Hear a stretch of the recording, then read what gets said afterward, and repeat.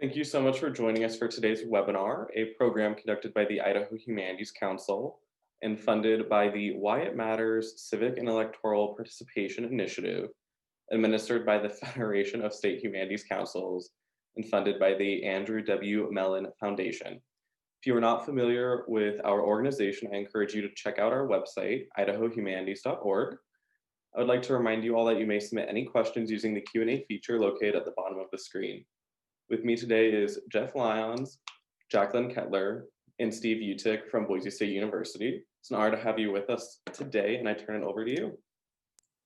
Great, thanks for having us. So we're each going to start with just a couple minute kind of opening statement, and then we're excited to take all your questions. So I'm going to talk just a little bit about some of the kind of voting rights and administration issues that we're thinking about this election, and that we know, these are always issues every presidential election because we get higher turnout. More people are interested in participating in a presidential election, and there's more attention on it as well.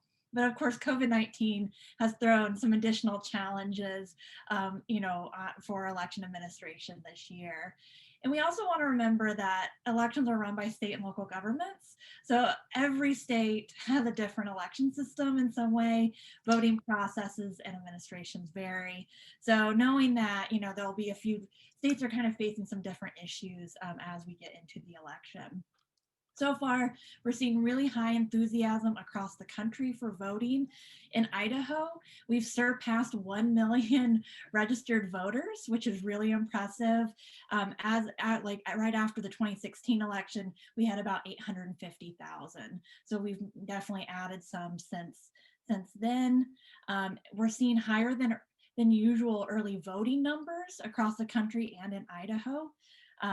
This is resulting in some longer lines in states. You may have already seen in the news, really long lines, people waiting hours to vote. We still don't, there's a few things kind of motivating those long lines. Some states have had tech issues with like voting machines and things. There's also just a lot of people who really want to participate. There's also some concerns and lack of confidence about the election, so people may want to go out and vote early just to make sure that their vote counts. There's also like lines for social distancing, right? So they look pretty long, even when they're moving pretty fast. So that's definitely one thing that people are paying attention to, right? And concerns on whether or not it's going to take way too long for people to vote and whether people are able to actually vote. There's also some concerns about voter suppression efforts and whether that'll make an impact down the road. So far, that's minimal examples of that, but I think there's some concern on election day that there might be some intimidation happening. Across the country, Michael McDonald, a scholar working with the U.S. Elections Project, has estimated that 60.5 million people have already voted, which is well higher than 2016. So this suggests that we could have really high turnout this year.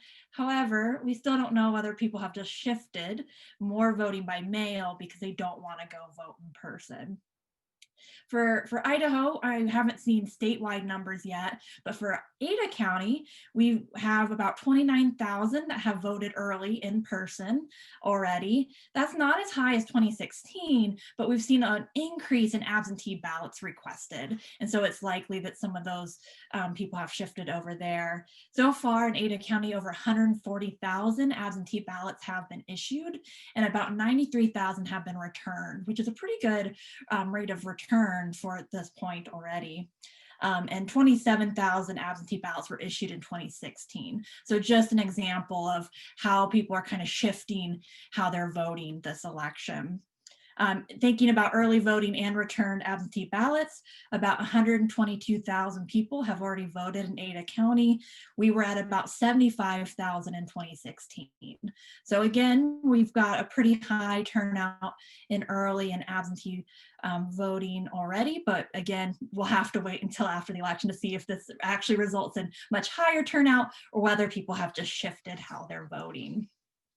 In other counties in Idaho are also already seeing higher than number absentee ballots, returns surpassing their 2016 numbers. The counting of these absentee ballots are a bit challenging, adding in some additional factors for our local county clerks. They've been at work trying to get more equipment and also other sorts of mechanisms to prepare for the processing of these absentee ballots, because you have to like you have to open the envelopes, check the signatures, make sure everything's been, put together correctly. And this takes some time, and there is a risk that people's ballots will be not, rejected. NPR estimated over 550,000 ballots rejected in the presidential primaries this spring. And so that's a big concern, right? That people are able to make sure that their absentee ballots are counted appropriately. The deadlines also vary for, having to get your absentee ballot in. Some states it has to be by election day, other states it can be postmarked by election day, making it important to know your state's laws. In Idaho, it needs to be in by or on election day. So time to get those in the mail if you haven't yet. And then in Idaho, one thing that happened was during the Idaho legislative special session this fall, they passed a bill to where county clerks can start processing these absentee ballots a week before election day. So they can already start that work starting tomorrow, which will hopefully help things move smoothly along once we get to election day, just knowing we have so many more absentee ballots than usually that are cast. And so, I mean, there's still some unknowns, right? And still some challenges, but at this point, it's definitely exciting to see lots of people out there and enthusiastic to get their vote counted. Thank you. Great. Well, with that great discussion of sort of the rules and the counting of ballots and things like that with regard to how things are going to function now and on election day, I want to take a little bit of time to chat about sort of what the lay of the land looks like in Idaho, and especially here in the Treasure Valley, with regard to partisanship and sort of where do voters stand on some different things. And then I'll turn it over to Dr. Udick, who will talk about kind of how voters might think about casting ballots and things like that. We all know it's no secret that the state of Idaho is among the more Republican-leaning states in the country. But I do think sometimes that people are prone to overstating that margin a little bit. So in 2016, President Trump got 59% of the vote in the state of Idaho, which is a lot, and it was certainly by no means a competitive race. But there are places in Idaho where things are quite a bit more competitive. So when we start talking about at local level elections, and so, discussions of the presidential race eat up so much of our media coverage and so much of the things that people talk about, that these other races are sometimes overlooked quite a bit, but they can actually be where some of the most interesting policy takes place and where some of the things that might impact people happen the most. So here locally, as we sort of shift our level of analysis down a little bit, in Ada County in 2016, President Trump won by 9 percentage points. So we would kind of think of that as being a place that certainly has a Republican lean to it, but it's not overwhelmingly Republican, and it's a place where Democrats can be competitive, at least under the right circumstances. And I think that's what makes it really interesting. And I think that's one of the things that I'm at least looking forward to seeing what happens next week in terms of kind of trying to understand how the balance of partisan power might be shifting or might not be shifting here locally. When we look to our other populous county to the west, to Canyon County, it is a decidedly more Republican place. So in 2016, President Trump won by about a 40 percentage point margin in Canyon County. So you can drive 20 minutes down the freeway and have a very different set of local politics. And I think that's really important to kind of keep in mind. But we've had all these discussions about the potential changing nature of the Treasure Valley and changing nature of Idaho as there's been a ton of growth here, right? So the city of Boise, but especially actually the cities of Meridian, the city of Nampa, as well as parts of northern Idaho up in Kootenai County have been growing very, very quickly. We also know that a lot of these people come from states that we typically think of as more liberal kinds of places. So there's been a lot of discussion about the extent to which maybe people who are moving here from California or Washington or places like this could be changing the electoral makeup here in Idaho and here locally. And so I want to talk about that a little bit because I think it's really, really interesting to think about, could we be a place that's kind of in flux? And through the School of Public Service at Boise State, we've been doing statewide surveys now for 5 years and surveys here locally in the Treasure Valley. And we've been trying to monitor these changes, and we've been asking people, where'd you come from? How long have you lived here? Have you lived here all your life? Questions like this, and then we compare that to what their partisanship is. And we've been seeing something very, very consistent every single year that we've asked these questions, and that's that the people who are moving here, even the people from California or the people from Washington that we might think might be liberals, are really not on average. So it's actually the case that the people who are moving here tend to be slightly Republican as a group, right? So they're about 55 to 60% of them are Republicans, which actually is basically the exact same share that we see for the people who were born in Idaho and have lived here all of their lives, okay? So I personally, while I find the mobility and the growth incredibly interesting, I don't think it's going to change our politics at the state level.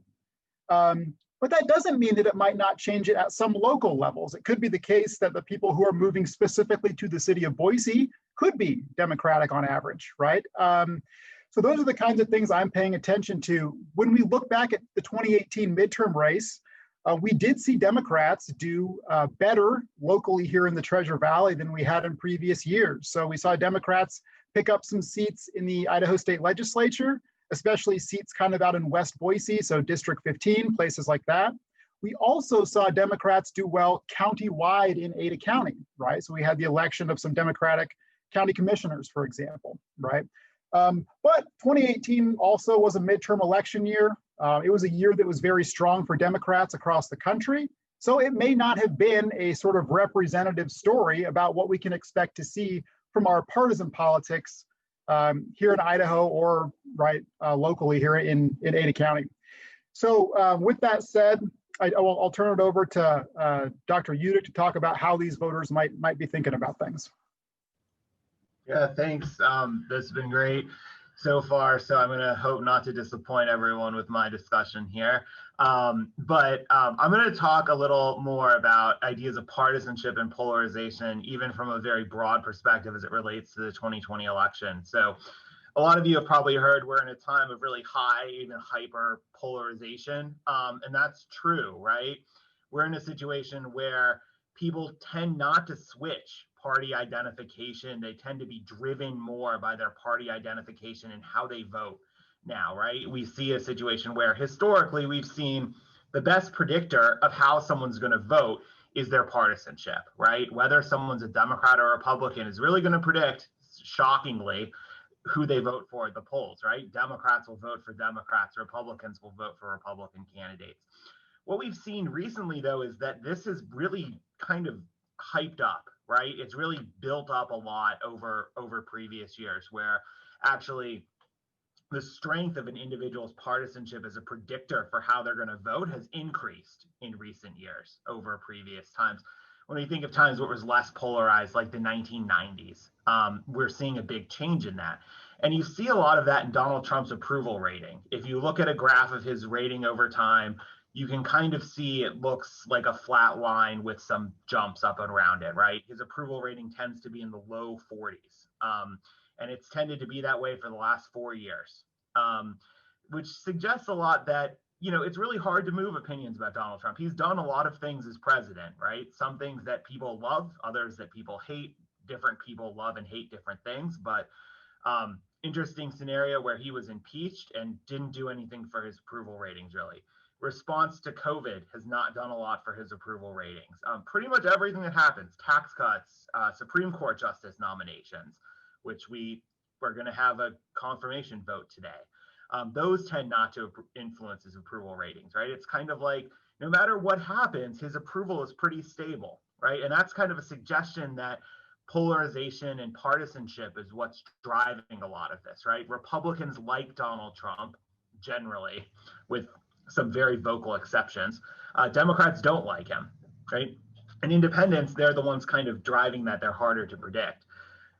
But we also look at some polling on some of the races right now, and we see there are conditions where maybe that's not totally the story of some of these races, right?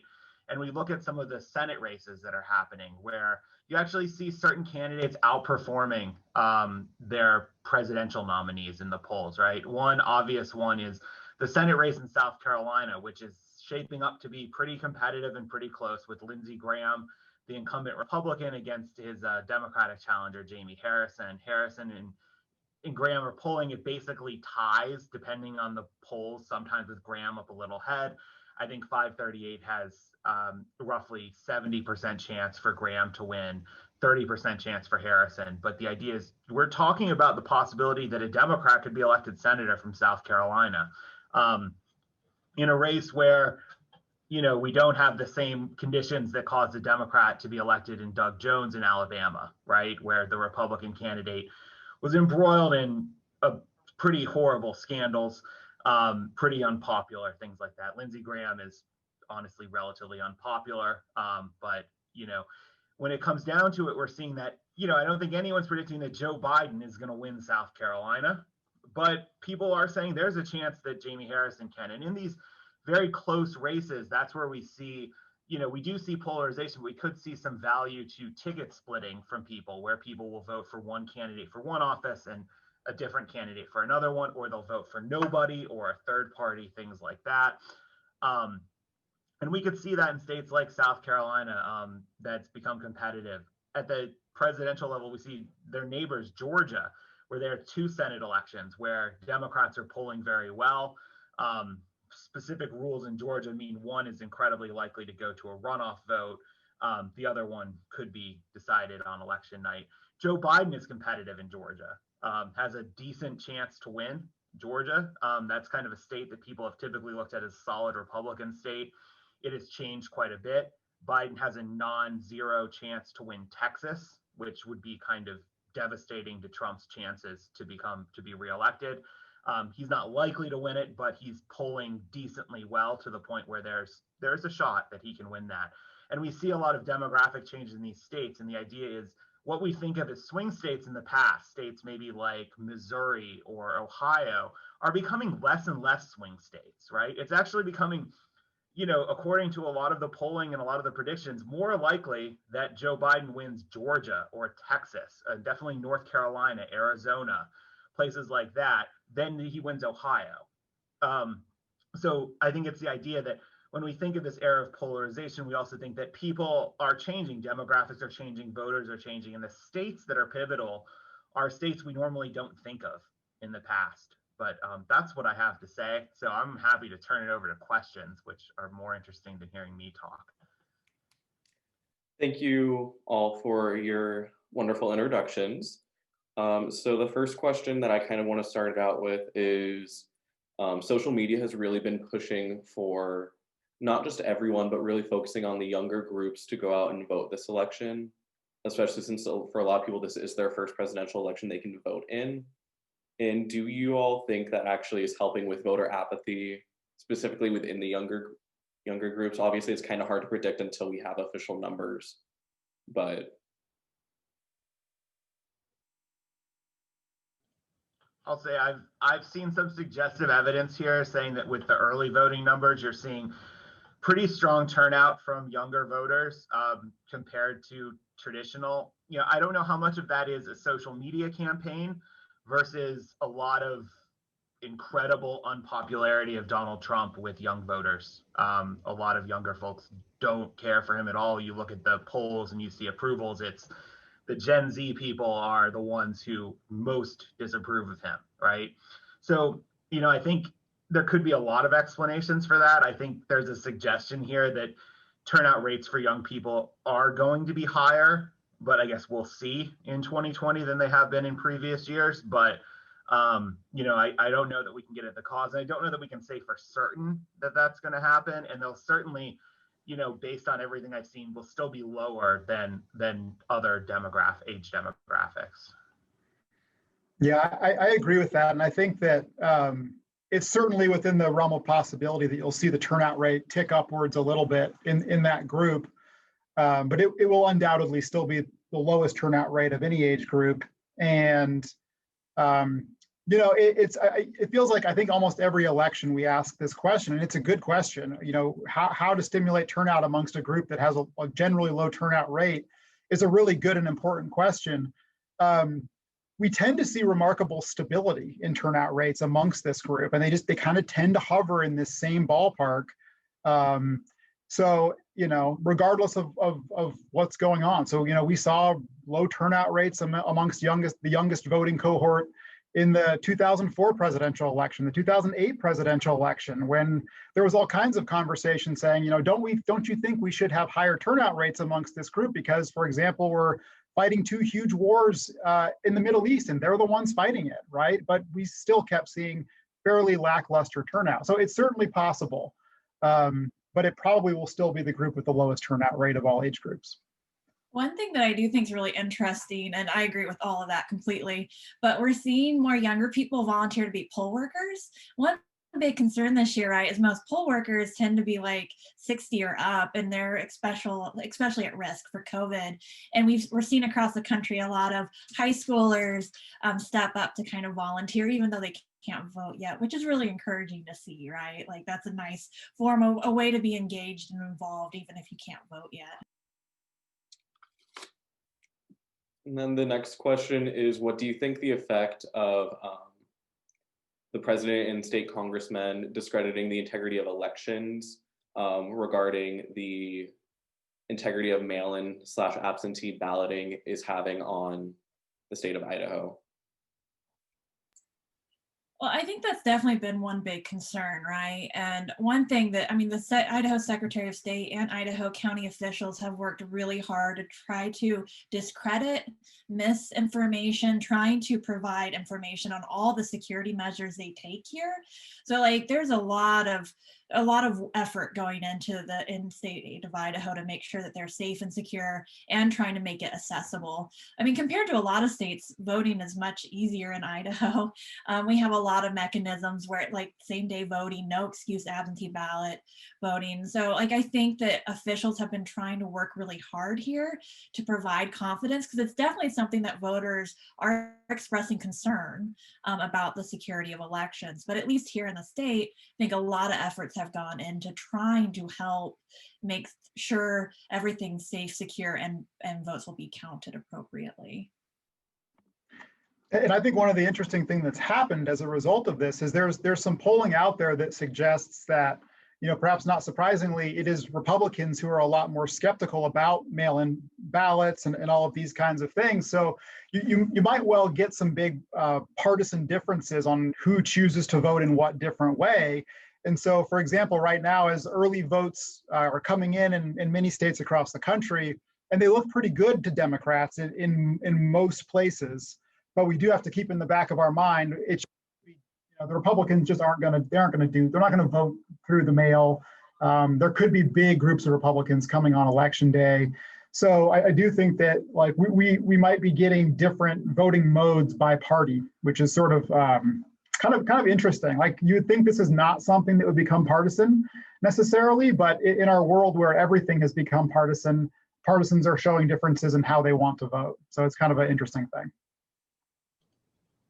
Yeah, and I with all of that, and just to add on is, you're seeing, in Idaho, we have a benefit where we have pretty broad and pretty accessible early voting. So there's a lot of alternatives to people to mail-in voting, where, I went and early voted just last week, Meridian City Hall, and it was actually a great process. I didn't have to wait at all. I walked right up and someone was ready. But even with small lines, is often better than lines you would have on election day and things like that. So a state like Idaho is less of a concern, I think, because of the broad alternatives people have for voting, not voting in person on election day in a crowded place. Obviously, in the middle of a pandemic, a lot of people don't want to do that, but we have pretty less crowded places to go vote early and things like that. So I think we're seeing a situation where a lot of the comments from certain elected officials,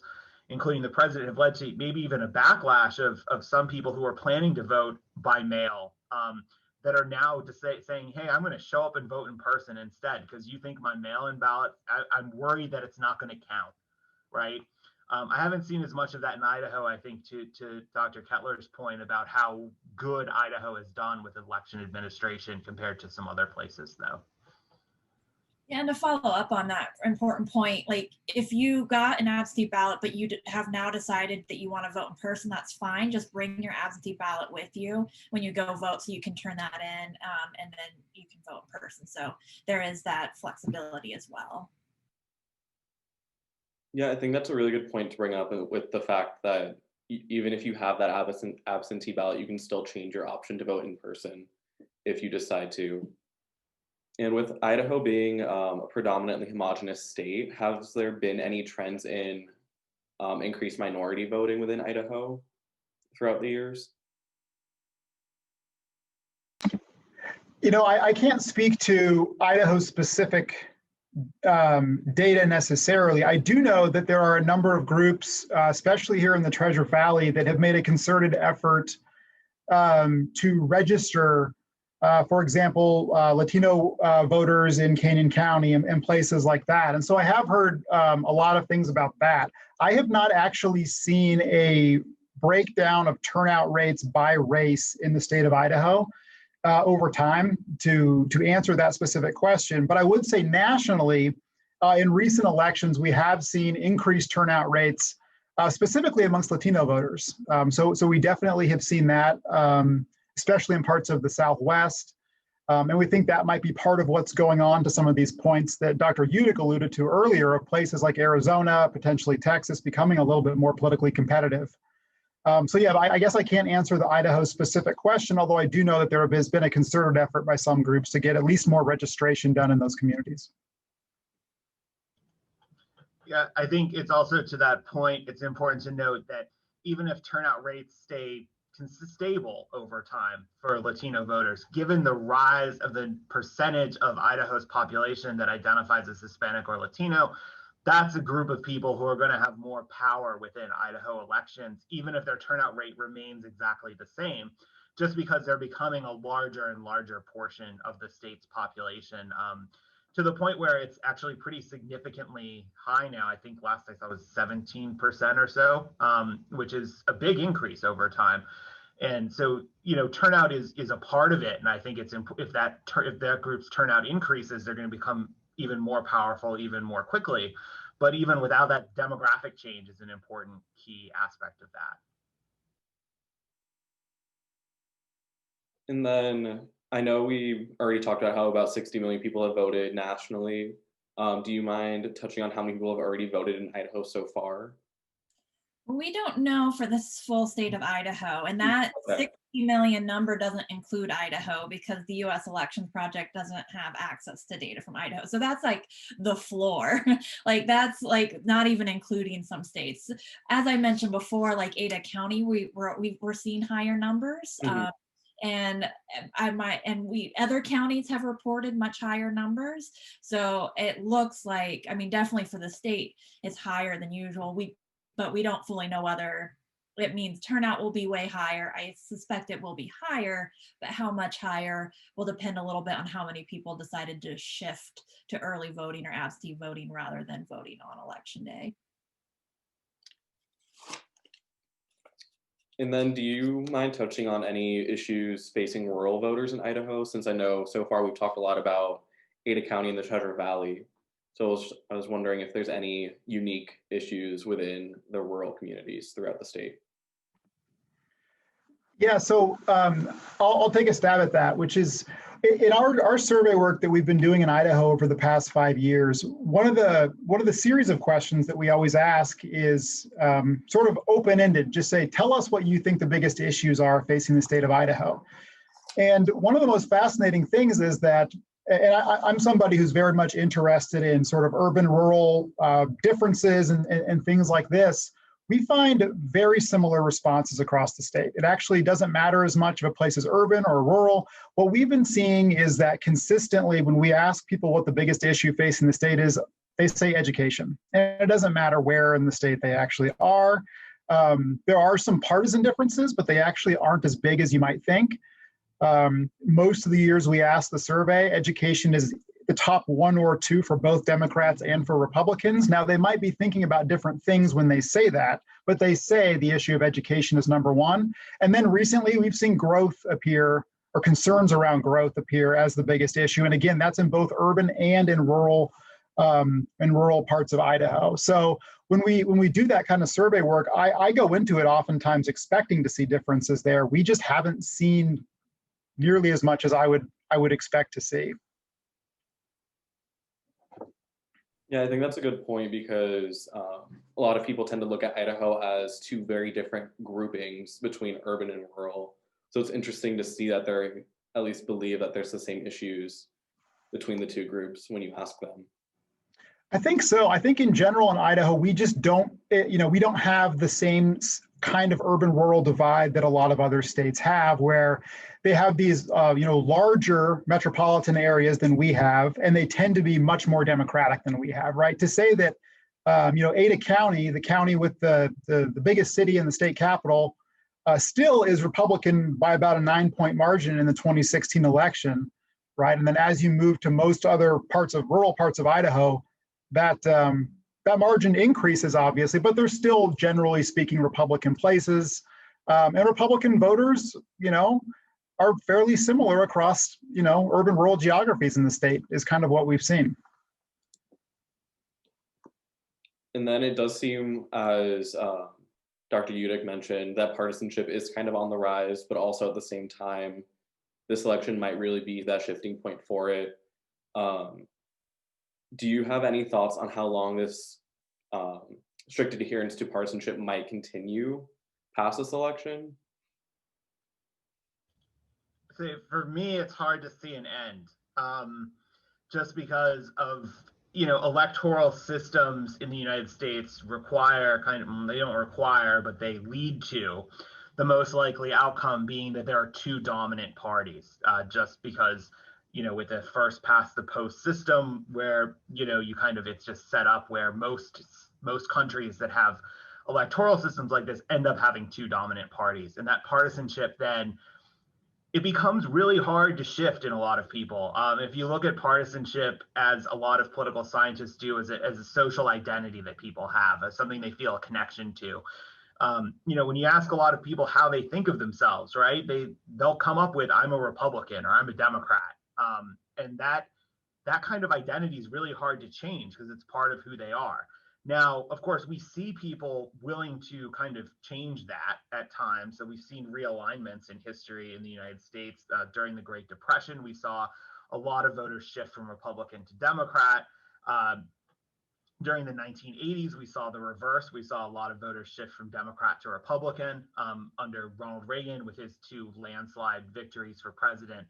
So I won't say it's impossible, because things could happen that change that, but the stability of partisan identification is so strong, and there's so much animosity between the parties these days where people just really hate members of the other party, and there's a lot of political science research to back that up. And given that animosity, it's hard to kind of see that change happening, right? I think everyone wants to look at a party when they lose an election and say, well, now they're going to come and get people in the center and, bring them in, and they never do, right? They really don't change what they're doing very much. So it's hard to predict going forward. Anything could happen, but right now I don't see an end. Yeah, just to add up to that, I think that it's one thing to have your politicians be very partisan. It's one thing to have a Congress or a state legislature that's very partisan. It's another when it comes into our social lives and it comes to how we see our fellow Americans. And to the extent that that's what's happened over the past few decades, that makes it that much harder to change, right? So Dr. Udick alluded to this, this animosity between the parties. It's really, really high. And we're seeing it dribble into so many aspects of people's lives that have nothing to do with politics. And once that happens, it's a really hard thing to reverse. There's this survey question going back to the 1960s that asks people, how upset would you be if your child married somebody of the other political party? Right? And when you go back to the 60s and the 70s, there were people who said they would be upset about it, but it was, 20, 30% of people, something like that. Today, it's the majority of Americans who would be upset if their child married somebody of the other political party, right? And so we're seeing this sort of social sorting going on where people are sticking to their own partisan kind. By most estimates, something like 80% of marriages in this country are same party marriages. They're Democrats married to Democrats, Republicans married to Republicans, right? And so as our sort of social lives drift apart more and more, it's really hard to see any kind of reversal in that. But, you know, stranger things have happened. So who's to say? Coupled with all of that happening, we've also seen a nationalization to some degree of our state and local politics, where people participate and think about state and local politics in terms of their national partisan identity. So it's not just when we think about our congressional or presidential elections that we're really thinking in terms of these partisan perspectives. So it just kind of gets reinforced over and over again. And we've seen state parties really, the platforms now reflect the national party platforms pretty closely, all those types of things. So yeah, and without pretty major reform, it might be really hard to stem, to kind of turn the tide at this point. And I know one thing that's been a hot topic for a while actually has been the concept of a third party within the US electoral system. Do you think in the future that without major reform, will ever really have a true sticking point? Since there has been a lot of talk, especially with Kanye West on the ballot, a vote for Kanye West isn't the same as a vote for a third party, and that kind of dialogue. And then also there's the dialogue of a vote for a third party is considered a wasted vote. So I was wondering if you might be able to speak to that and how to get beyond that stigma of the third party being not eligible. Yeah, I mean, it's really hard, right? Because as Dr. Udick was mentioning, like our system reinforces these two parties. It's not impossible. Canada has done it. And so I think the way you go about it is perhaps having a strong regional party, maybe in the West that comes up, and then kind of you start from like the local state level and then work up to trying to be competitive in like presidential elections. But it's just really hard. Like you have to have all these ballot signatures and all these types of things to get on the ballot. So it's a pretty hard path to kind of overcome, especially when it's not just the system, but mentally we think about, wasting a vote if you're not voting for one of the two major parties. So there's definitely a lot of challenges. It's not impossible, but it's hard to really get that sustained momentum going, I think, for a third party. Yeah, I think, to totally agree with Dr. Kettler's point is that third parties is just hard for them out there, given not only the electoral rules, but the amount of people who are going to vote based on their own partisan identities.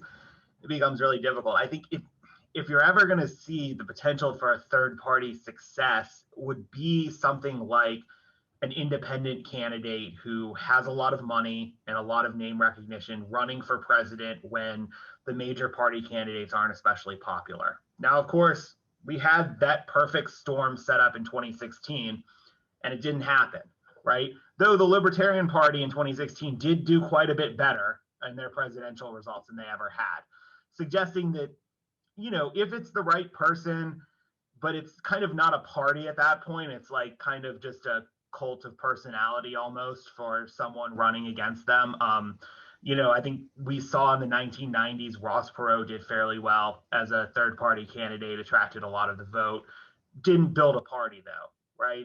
He had a party that he made, the Reform Party, that's now kind of gone, because it's not really about party building. And what Dr. Kettler talked about is the idea of building a party often comes from the ground up, but often the easiest way for someone who's not a Democrat or Republican to get attention and maybe even to win an election is to be a major personality, a well-known person who can run as an independent, but that's not very good for party building. It's kind of a one-off type thing.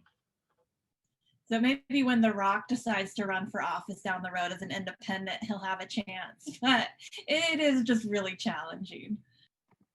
Yeah, I think what's become more common is to see sort of people from the outside trying to change the two major parties, right? So I think you can make an argument that was what we saw in, to a fair degree with Donald Trump. You could make an argument that that's part of what Bernie Sanders has tried to do, right? So these are forces. I mean, both Donald Trump and Bernie Sanders are not people who have forever considered themselves either Republicans or Democrats. So, but they've had a lot of success within the party. So I think that's kind of the more common or more impactful route that we may see. Speaking of change, our next question from the audience is, some national commenters have talked about there being the possibility that the Republican Party could be dominantly swept out of the national offices, both the presidency and the Congress. And an impact of that would be the Republican Party kind of having to take that internal look and reinvent itself. How do you think that scenario would play out in regards to Idaho if that did happen? Well, we had a lot of these discussions in 2008, and then in 2010, we had a Republican wave, right? So like, I think we have these discussions sometimes when it looks like there may be a wave election, but our two major parties are really able to adapt, and they're pretty, it takes a lot, right? So even if they have a bad election or two, they usually come back pretty quickly. There you saw like the Tea Party really kind of re-energize the Republican Party some on pushing back against the size of government. So it's possible that you could have kind of like a faction or something like that really kind of push some energy again.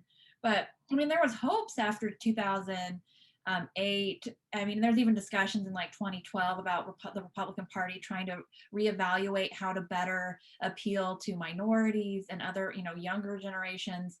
And yet some of those plans never really were implemented, stuff like that. So I think it's interesting. We often have these discussions. I mean, the Republicans after 2008 have become so strong at the state level. Like Democrats are still trying to, just claw back to be holding like half the state legislatures or something. So I think that I think they'll be fine. But whether or not the Republican Party should be thinking about, again, seriously, how to appeal to a broader population, I think is a really great question.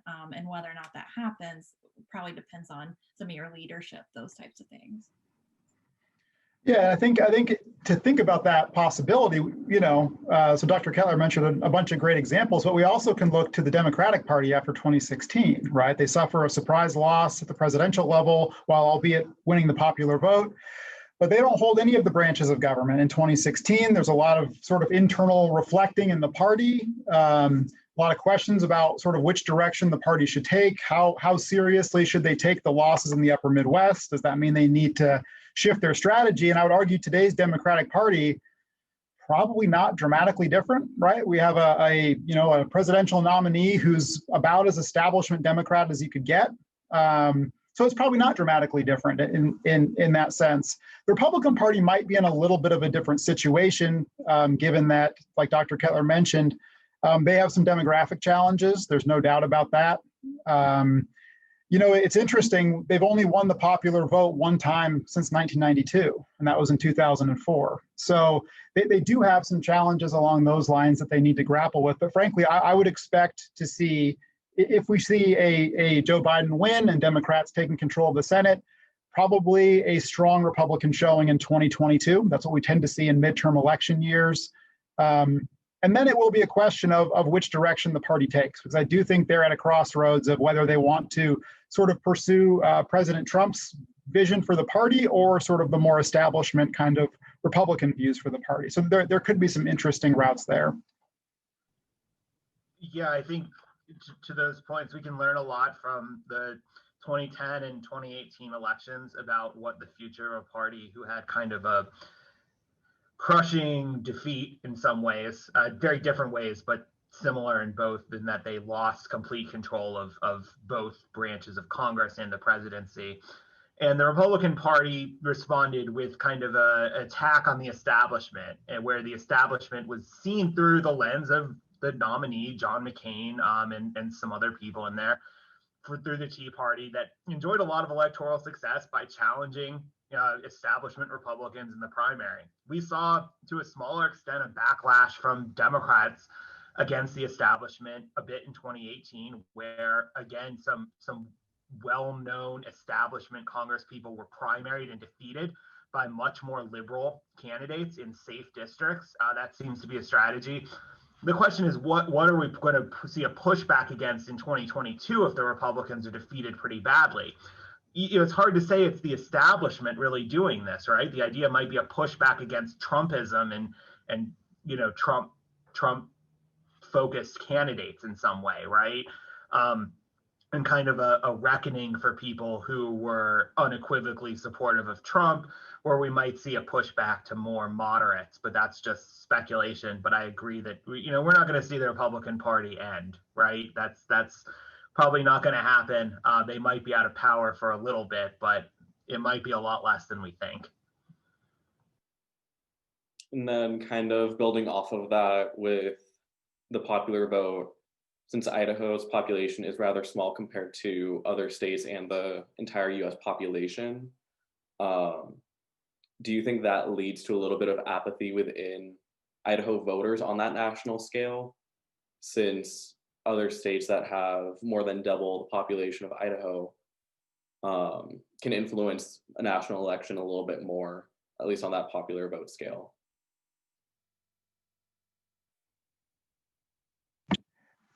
You know, I would say that if that's going on, Idaho tends to have fairly strong turnout rates. So if there is that apathy, it's at least, you know, I wouldn't say we're seeing it manifest itself in our turnout rates. And while it is true that we have, you know, fewer electoral college votes than much bigger states, it's also true, I guess, if you want to think about it in a mathematical sense, that each individual voter has a higher chance of impacting the outcome in a state like Idaho than they probably do in a state like California. So I think what's maybe more driving some of that is less about the size of the state and more about the sort of the partisan balance of the state, right? So it could potentially drive down Democratic turnout or independent turnout a little bit if they feel like they know who's going to win the race anyways, if there's not a bunch of competitive races and things like that. But like I mentioned earlier, there certainly are competitive races in some places in the state of Idaho. And then another component, since you mentioned the electoral college system, do you think there is a chance that that will be revised or modified, since we have seen, especially in the 2016 election, where the electoral college is the reason why the result was different than the popular vote? I would say the extent to which we could expect the electoral college to be modified really relates to the extent to which Democrats take overwhelming control of state legislatures in enough states to get it over the majority. So basically to the point where changing the electoral college wouldn't change current outcomes. There's a pact of a lot of states to basically agree to support the national popular vote with their electors, but that wouldn't take effect until there are 270 electoral votes, enough to get a majority, and then all the states would agree to it, and by that way, it would be a guarantee that the winner of the popular vote wins the election. Of course, the states that have signed on are all states that are heavily Democratic states right now. Not a big surprise, because the Electoral College, as we've seen recently, tends to benefit Republicans.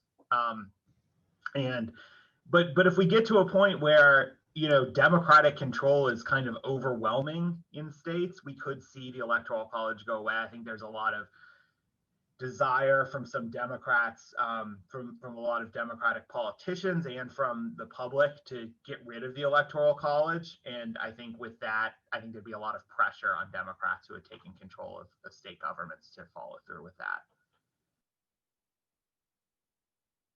Yeah, and one thing that I would be curious to see if it did go away or was modified intensively, how that would impact the smaller states in the voting turnout when it comes to the national election.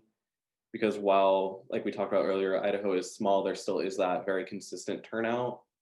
But I wonder if there would be that kind of disillusionment with the fact that their vote will only be 1 million votes in this, like the pool of 300 million, rather than our electoral college being somewhat competitive compared to other states.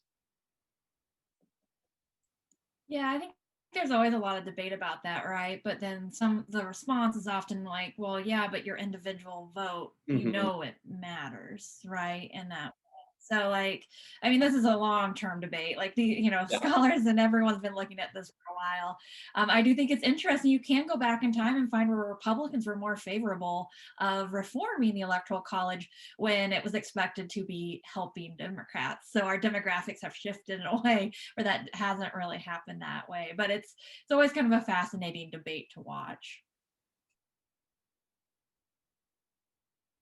And then since Idaho tends to side more Republican as a whole state, do you think that Idaho has the chance to become a swing state either with this presidential race or in the next couple presidential races with the shifts in demographics and the shifting ages within the population of Idaho?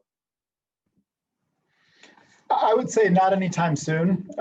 There's really, we certainly have seen, some sizable shifts in states. They tend to fit a certain profile, the kinds of places where we've seen these big changes. Either they have really rapidly changing demographics, which Idaho's are certainly changing, as we talked about earlier. They're not changing as fast as a lot of other states, though. Or there's states, and here I'm thinking about Virginia, North Carolina, Georgia, places like that have also just seen a lot of growth. They've had these, Texas probably also qualifies. They've had these booming economies. They've seen a lot of people moving there. While Idaho's seen that growth, like I mentioned earlier, there's really no evidence so far that the people moving here are any different politically than the folks who have already been here, essentially. It's not to say it won't happen. It very well could. It's probably just going to be a very slow, gradual process if it takes place. And, there's just like, once we start talking about 20 and 30-year time horizons, there's just so much unpredictability in party stances and just what the world looks like from all kinds of things, as 2020 has shown us. So I think we don't have a whole lot of certainty about anything, but if I had to bet my money, I'd be pretty confident, saying Idaho's going to stay Republican for the foreseeable future. Yeah, I would say if anything, there's a better chance that within the next, maybe not this cycle, but the next cycle, of Idaho growing enough to add a new member of Congress. And that would probably create at least one competitive congressional district within the state because of how it would have to be divvied up. You'd probably have two safe Republican districts and one that's fairly competitive. So if we look at Idaho being a swing in some way, I think that's maybe how it could be, as adding a third congressional district and having that district probably heavy concentrated within Ada County, and that would be probably a fairly competitive district. And then this might be one of our last questions since we are running short on time. Does the Idaho Constitution guarantee eligibility and access to just the ability to vote, both on local, state, and national levels, to your knowledge? I don't know for sure. Maybe Dr. Udick or Lyons knows the Idaho Constitution better than I do. I just know that we've had definitely a sustained effort by the state and local governments to make sure voting is accessible.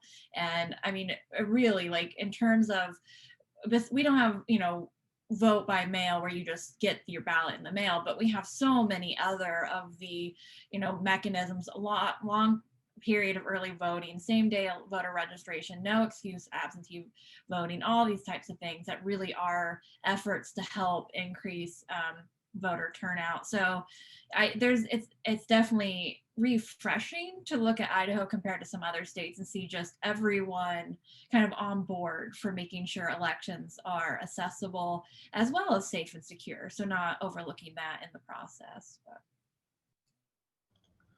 Yeah, I also don't know for sure. My guess would be no, because I know we do have felon disenfranchisement where people convicted of felonies can't vote in Idaho. So I guess there's not.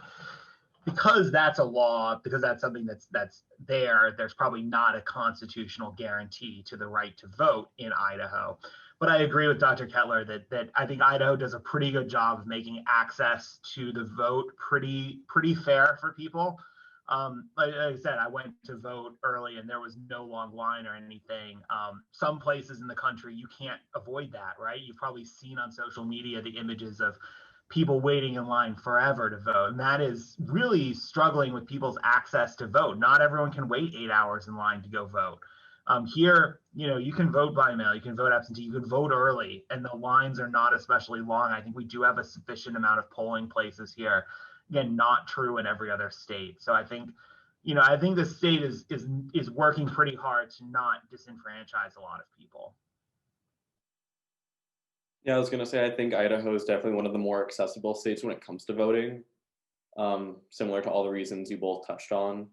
And I think the images, since we are in the middle of a pandemic, the images of those lines, the fact that everyone is 6 feet apart, it just visually makes it seem even longer. So I think part of that is playing into that aspect. Whereas if it wasn't a pandemic, that long line would probably be a quarter of the size or half the size. And it would still move at the same pace, but it just visually doesn't have that same impact. And then the last question that I will ask is, what do you think the main issue outside of like education is facing Idaho voters just in general, with like accessibility to voting, even though we are a pretty accessible state, like education of the different issues going on within Idaho on the ballot, stuff like that?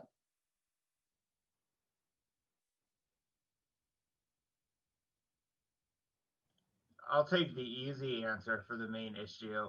And the main issue right now is COVID-19 and the pandemic. And in Idaho, there are a lot of differences of opinion about what to do about that. It's pretty objective to say that in terms of case increases recently, we're not doing very well compared to a lot of other states. And part of that is there's a lot of pressures on current state officials to, there are a lot of people who don't even like simple things like mask mandates. They certainly wouldn't like a lockdown or things like that. And I don't think a lockdown is especially a tenable solution in a lot of places just because of the the federal government's response. But it's a tough problem, right? A lot of people are scared. A lot of people are worried. And it's such a dominant issue in this election that I think a lot of people out there on both sides of the issue, the people who say we're not doing enough and the people who say we're doing too much, that's really impacting a lot of their decision making and what they're doing. Yeah, I definitely agree. I think along with that, that's fueling some anxieties too, right? About how to best vote, to make sure your vote's counted, whether or not in general votes are going to be counted accurately across the country. I think all of these things are kind of driving into that anxiety as well about the role of government, and then also thinking about I know like here in Ada County they're going to have a polling location for people who have COVID. So like I think people are, what if I get sick? What would I do, right? And so I definitely agree that COVID-19 just continues to be such a large pressing issue for so many elements of our government and our elections. And I think that it's exacerbating one of the underlying things, which has some upside to it also, but it's that our system is kind of confusing. It's a little bit hard to understand. We've got federal elections, state elections, local elections. The counties are running elections under state law in some cases. So there's just all these different layers to our system. And like I said, there's some really nice side effects of that. But what it means when you have this sort of extra confusion thrown into the situation by the pandemic and things like this, that people are hearing what their friends somewhere else is able to do, but they may or may not be able to do. And so there is just a lot of confusion, and frankly the state officials and the county officials who are trying to administer the election have a hard job in trying to communicate this to the right people in the right places. So I do think that kind of magnifies and amplifies the challenge a little bit. along with that, there's a lot of misinformation that gets shared, right? Whether it's, and especially social media. So I know local officials, election officials have been really struggling on how and when to address misinformation or disinformation. So make sure that people have correct information, not just for how to vote, but what's actually happening with our elections too. So I think that kind of plays into some of these issues as well. Yeah, and another thing that I think could be better is just the general like knowledge of what is really on the ballot. And I just don't know if that would be more on the people running for certain positions within like Idaho or Ada County, or like on a state level. I just don't know where that would come from. But it was one of those things. I got my ballot in the mail and I opened it, and like half of the ballot, I was like, I've never heard of any of these things that I'm voting on, for the state of Idaho. Because I mean, all I've heard has been stuff for the presidential election, that federal level. So I don't know if that's something just because of the timing of it all, with the presidential election being so dominant on media, that state of Idaho elections and Ada County elections have just kind of fallen to the back burner, since it's not going to grab like the views and the ratings that state elections would. I think that'll always be the case here, especially, I'm sure you saw, and people have seen their ballots so far and voted, the judicial retention elections. Mm-hmm. Good luck trying to figure that one out. These are, right, especially these are a lot of judicial cases where they're pretty nonpartisan, right? It's how are we going to enforce, the magistrate, right? Like who's going to handle, misdemeanor cases. And it's like, I don't know if they're doing a good job or not. Right? Exactly. So that's kind of how I was feeling when I read it. I was like, what is this? Well, we are unfortunately out of time, so I wanted to say thank you to everyone who took time out of your lunch to attend, and thank you to our wonderful panelists.